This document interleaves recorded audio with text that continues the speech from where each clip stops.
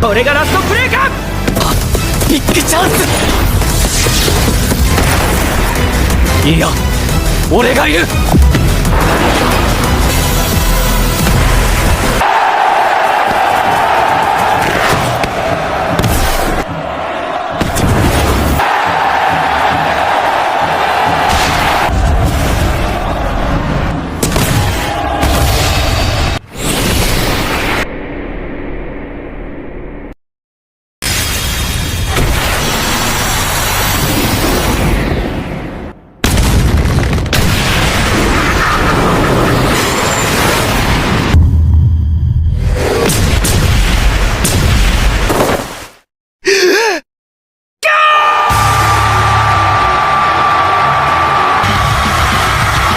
Hello guys, welcome to the class. Blue Lock manga explanation కి స్వాగతం.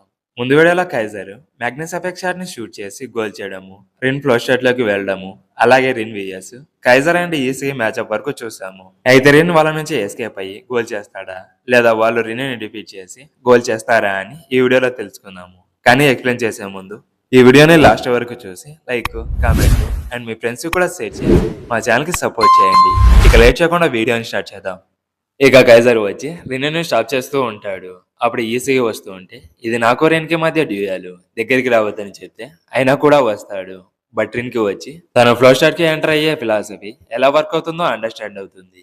Enemy top performance తో game ఆడుతున్నప్పుడు నా లైఫ్ ని రిస్క్ లో పెట్టి అమేజింగ్ పర్సన్ ని డిస్ట్రాయ్ చేస్తున్నప్పుడు నా డిజైర్ వల్ల ఫ్లో స్టార్ లోకి వెళ్తాను. సేమ్ అలానే U20 మ్యాచ్ లో ఇటోసిస్ ఆయన డిఫీట్ చేయాలనే డెస్పరేట్ సిచ్యువేషన్ లో నా పర్ఫార్మెన్స్ వచ్చి ఇంకో లెవెల్ కి రీచ్ అయ్యింది. అలా ఫ్లో స్లాట్ లోకి వెళ్ళాను. ఇప్పుడు నేను డిఫీట్ చేయాలనుకుంటున్న ఈసై నా ముందరే ఉన్నాడు. ఇక నాకు మిగిలి ఉండేది ఈ మూమెంట్ లో నా కరేజ్ తో ఈసైని డిఫీట్ చేయడామని, చాలా డెస్పరేట్ గా అందరినీ డిఫీట్ చేయాలని ముందర ఉన్న ఈసై అండ్ కైజర్ ని మాత్రమే ఫోకస్ చేస్తూ ఉంటాడు. అప్పుడే వెనకాల నుంచి అలెక్సిస్ వచ్చి బాల్ ని ఎయిర్ లోకి కిక్ చేసి నా ప్రెస్సింగ్ ఎలా ఉంది కైజర్ అని అడిగితే నేను ఇప్పుడు నీ మాస్టర్ ని కాదని చెప్పి అక్కడి నుంచి వెళ్ళిపోతాడు. ఇక బాల్ వచ్చి రైచా అండ్ జిన్ మధ్యలో పడుతూ ఉంటుంది. అప్పుడే చార్లెస్ వచ్చి ఆ బాల్ ని తీసుకుంటాడు. ఇక్కడ కైజర్ వచ్చి ఇండివిజువల్ స్కిల్స్ లో చూసుకుంటే బ్లూ లాక్ లోనే రిన్ వచ్చి ఒక అవుట్ స్టాండింగ్ ప్లేయర్. అలాగే ఈసీ వచ్చి రిన్ ని బీట్ చేయడానికి సిచ్యువేషన్స్ ని అడాప్ట్ చేసుకుని ఎవాల్వ్ అవుతూ ఉన్నాడు. బ్లూ లాక్ లో వచ్చి ఈ టూ రైవల్స్ మధ్య రిలేషన్షిప్ చుట్టూ తిరుగుతూ ఉంది. వాళ్ళ ఇద్దరు బ్లూ లాక్ లోనే నెంబర్ 1 బెస్ట్ స్ట్రైకర్ అయ్యి మెయిన్ క్యారెక్టర్ అవ్వాలని అనుకుంటున్నారు. ఇప్పుడు నా ఇంపాసిబుల్ ఛాలెంజ్ వచ్చాయని మధ్యలోనే స్టాప్ చేస్తాడు. ఇక చార్లెస్ షీడోకి పాస్ చేస్తే ఆ పాస్ ని తన హెడ్ తో బ్లాక్ చేస్తాడు. ఇక ఈసీ వచ్చి ఇప్పుడు నాకు అర్థమైంది, రిన్ మూమెంట్స్ వచ్చి చాలా ఫాస్ట్ గా ఎవాల్వ్ అయ్యాయి. ఇక రిన్ ని స్టాప్ చేయగలిగేది నేను ఒక్కడేనే. అలా చేస్తే గ్రౌండ్ లో కైజర్ వచ్చి చాలా ఫ్రీగా మూవ్ అవ్వగలడు. ఎప్పుడైతే కైజర్ సింగిల్ గా అటాక్ చేస్తాడో అప్పుడు ముందులాగా తన దగ్గర నుంచి బాల్ ని స్టీల్ చేస్తాను. అప్పుడు రిన్ వచ్చి నన్ను వెనకాల నుంచి స్టాప్ చేయడానికి కౌంట్లెస్ పాసిబిలిటీస్ ని క్రియేట్ చేసుకుంటూ వస్తాడు. అప్పుడు మా ఇద్దరి మధ్య పవర్ బ్యాలెన్స్ అనేది ఈక్వల్ గా ఉంటుంది. అప్పుడు ఎవరో ఒకరు వాళ్ళని క్రష్ చేయాలి. ఇప్పుడు గ్రౌండ్ లో వచ్చి నేను కైజర్ అండ్ రిన్ను ఒకరినొకరు క్రష్ చేసుకుంటూ ఉంటాము. ఆ మూమెంట్ లో ఎవరు మిస్టేక్ చేసినా ముగ్గురులో ఒకరు ఖచ్చితంగా గోల్ చేస్తారు. నెక్స్ట్ గోల్ చేయడానికి కీ వచ్చి మా ముగ్గురులో కాకోకుండా గ్రౌండ్ లో ఇంకొకరు మెయిన్ క్యారెక్టర్ అవ్వాలని అనుకుని అపోనెంట్స్ మూవ్స్ ని అనలైజ్ చేస్తూ ఉన్నప్పుడు గ్రౌండ్ లో ఒక క్రాక్ అనేది కనిపిస్తుంది. ఆ మూమెంట్ లో నేను గోల్ చేసి రిన్ అండ్ కైజర్ ని డిఫీట్ చేస్తానని అనుకుంటాడు. అలాగే రిన్ అండ్ కైజర్ కూడా లాస్ట్ గోల్ ని చేయాలని చాలా డెస్పరేట్ గా ఉండడం చూస్తాము. ఇక నానసే రిన్ కి పాస్ చేస్తే డిఫెండర్స్ అందరిని డిఫీట్ చేసి స్ట్రైట్ గా వెళ్తూ ఉంటాడు. But year and corona double press చేసి స్టాప్ చేస్తే పక్కనే ఉన్న అవోషికి బాల్ ని పాస్ చేస్తే అతను నానసేకి పాస్ చేస్తాడు. ఇక సడన్ గా రిన్ బ్యాక్ కి వెళ్లి వాళ్ళ నుంచి ఎస్కేప్ అయ్యి ముందుకు వెళ్ళిపోతాడు. అప్పుడే నానసే రిన్ కి పాస్ చేస్తాడు. ఇక ఇయోరి బ్యాక్ నుంచి స్టాప్ చేయడానికి వస్తే కరోనా అండ్ రైచి వచ్చి రిన్ ని గోల్ చేయనివ్వకుండా తన బాడీస్ తో బ్లాక్ చేస్తారు. అయినా కూడా వాళ్ళ ముగ్గురు నుంచి ఎస్కేప్ అయ్యి గోల్ చేసే పొజిషన్ లో ఉంటాడు. ఇక్కడ ఈసీ వచ్చి రిన్ తో కీప్ అప్ అవ్వలేక స్టాప్ చేయలేకపోతాడు. ఇక రిన్ వచ్చి బాల్ ని షూట్ చేస్తే ఖచ్చితంగా గోల్ వెళ్ళేది, కానీ గోల్ చేయకుండా స్టాప్ చేస్తాడు. అది చూసి అందరూ షాక్ అయిపోతారు. అప్పుడు రిన్ వచ్చి ఈ పొజిషన్ లో ఈడీసీస్ అయి ఉంటే గోల్ ని స్కోర్ చేసిన ఇది నా ఎవల్యూషన్ కి హెల్ప్ కాదని చెప్పేవాడు. అందుకే రిన్ గోల్ చేయకుండా స్టాప్ చేసి మళ్ళీ ఫస్ట్ నుంచి మ్యాచ్ ని స్టార్ట్ చేయమని చెప్పి చార్లెస్ కి బాల్ ని పాస్ చేస్తాడు. దాంతో అందరు ముఖాలు మాడిపోతాయి. ఈవెన్ మాస్టర్స్ కూడా షాక్ అయిపోతారు. అప్పుడు ఈసీ వచ్చి నువ్వు చాలా క్రేజీగా ఉన్నావు, U20 గేమ్ లో ఎలా ఆడావు సేమ్ అలానే గేమ్ ఆడుతున్నావు. కాదు, U20 టీమ్ లో ఎవల్యూషన్ అయ్యావు కదా, దానికి మించిన ఎవల్యూషన్ కోసం నిన్ను నువ్వే టఫ్ సిచ్యువేషన్ లో పెట్టుకుంటున్నావు. నాగి బారో అండ్ కైజర్ లాంటి జీనియస్లు ప్రపంచంలో కొంతమంది మాత్రమే ఉన్నారు. ఇప్పుడు రిన్నుని చూస్తుంటే తన మోషన్ నా బ్రెయిన్ వచ్చి అనలైజ్ చేయలేకపోతుంది. నువ్వు ఒక బీస్ట్ ఆఫ్ డిస్ట్రక్షన్ అని చెప్తాడు. అప్పుడు రిన్ను వచ్చి నీ లైఫ్ ని రిస్క్ లో పెట్టి ఎప్పుడైనా ఫుట్బాల్ గేమ్ ని ఆడావా? నువ్వు ఎవరినైనా చంపావని బిలీవ్ చేసి లైఫ్ ని జీవించావా? అంటే ఎవరి ఫుట్బాల్ లైఫ్ నైనా డిస్ట్రాయ్ చేసావని బిలీవ్ చేసి లైఫ్ లో బ్రతుకుతున్నావా? నేను ఇటోజే సాయిని సర్పాస్ చేసేందుకు ఎవరైనా స్ట్రాంగెస్ట్ ఇల్యూజన్ ని ఇవ్వండి, అది కూడా మీ లైఫ్ ని రిస్క్ లో పెట్టాని అనుకుంటాడు. అప్పుడు ఈజీగా వచ్చి ముందుగోల్ తనకి సూట్ కాదని రిన్ గోల్ చేయకుండా మళ్ళీ స్టార్టింగ్ నుంచి వస్తున్నాడు. అతని ఈడియటా లేదా మాస్టరా? నేను అతని మైండ్ ని రీడ్ చేయలేకపోతున్నాను. ఎలా అతన్ని స్టాప్ చేయాలి? లాజిక్ ద్వారా రిన్ మూవ్స్ ని నేను ప్రిడిక్ట్ చేయలేను. అతను చాలా స్కేరీగా ఉన్నాడని రిన్ ఈగో వల్ల ఏసీ మైండ్ బ్లాక్ అయిపోతుంది. అప్పుడు రిన్ వచ్చి నన్ను స్టాప్ చేయడానికి నీ దగ్గర ఉండేది ఇంతేనా? నన్ను స్టాప్ చేయడానికి నా ఫుట్బాల్ లైఫ్ ని డిస్ట్రాయ్ చేయాలనే ఇంటెన్షన్ తో రా. ఇప్పుడు ఉన్న ఈసీ వచ్చి నా రైవల్ గా పనికిరాడని చెప్పి ఈసీని బీట్ చేసి ముందుకు వెళ్ళిపోతాడు.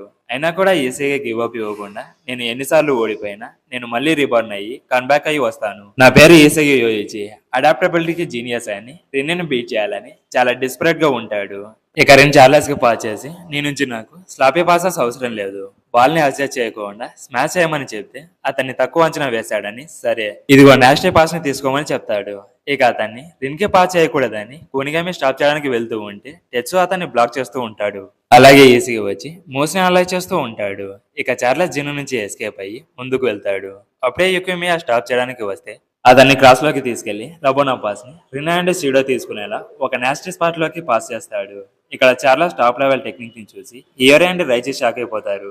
ఇక్కడ చార్లెస్ రబోనా క్రాస్ పాస్ ని చేయడం వల్ల దానికి కూనిగామి స్లోగా రియాక్ట్ అవుతాడు. దాని వల్ల టెచ్చు వచ్చి అతన్ని బ్లాక్ చేస్తాడు.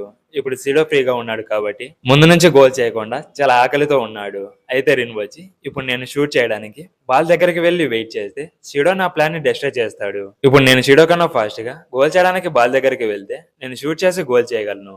దానికి నా పాయింట్ ఆఫ్ కాంటాక్ట్ ని చేంజ్ చేసుకొని రైట్ సైడ్ లోకి వెళ్తే అక్కడ నుంచి నేను బాల్ ని టచ్ చేసి షూట్ చేయగలనని రైట్ సైడ్ లోకి వెళ్తూ ఉంటాడు.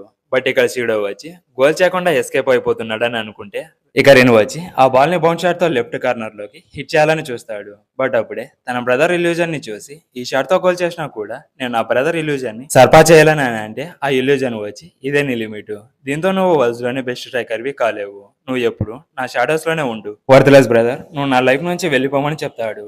అప్పుడు రిన్ వచ్చి ఈ ఇల్యూజన్ ని బీట్ చేయలేకపోతే నేను అసలు ఎవల్యూషన్ కాలేను, అతన్ని కిల్ చేస్తే సరిపోదు, నాకు ఒక న్యూ ఇంపల్స్ కావాలని అంటాడు. అంటే ఒక సడన్ డిజైర్ కోసము రిజల్ట్ గురించి ఆలోచించకుండా ఏదో ఒకటి చేస్తే దాన్నే ఇంపల్స్ అని అంటారు.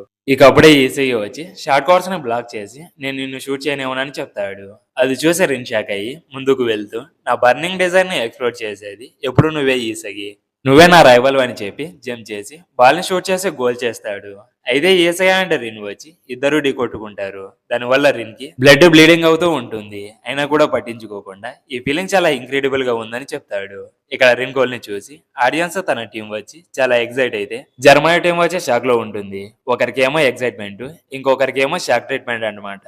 ఇక చార్లెస్ అండ్ షీడో వచ్చి తన గోల్ ని చూసి కాంప్లిమెంట్ చేస్తారు. అప్పుడు షీడో అండ్ రిన్ వచ్చి మా ఇద్దరిలో బెటర్ ఎవరైనా అడుగుతారు. అలాగే ఈసీ వచ్చి అసలు నేను ఏం రాంగ్ చేశానని తన గేమ్ ప్లాన్ ని ఆలోచిస్తూ టెట్సు కొనిగామిని బ్లాక్ చేశాడు. అందుకే సీడో ఫ్రీగా మూవ్ అవ్వగలిగాడు.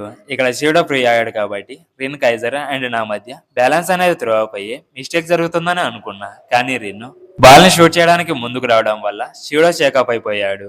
అలాగే నేను ఫాస్ట్ గా వస్తున్నా, ఇద్దరము ఢీ కొడుతున్నామని తెలిసినా కూడా భయపడలేదు. అలాగే ఈ ఫీలింగ్ చాలా ఇంక్రెడిబుల్ గా ఉందని చెప్పాడు. నేను ఫస్ట్ బ్లూ లాక్ లోకి ఎంటర్ అయినప్పుడు ఇలాంటి ఫీలింగ్ నే నేను ఫీల్ అయ్యానని అనుకోని, అంటే రిన్ కూడా తన ఓన్ టాలెంట్ ని రియలైజ్ అయ్యాడని షాక్ అయిపోయి నేను రిన్ ని ప్రాటజీగా అవేక్నింగ్ చేయడానికి ఒక సపోర్టింగ్ క్యారెక్టర్ ని ప్లే చేస్తున్నానా అని అనుకుంటాడు.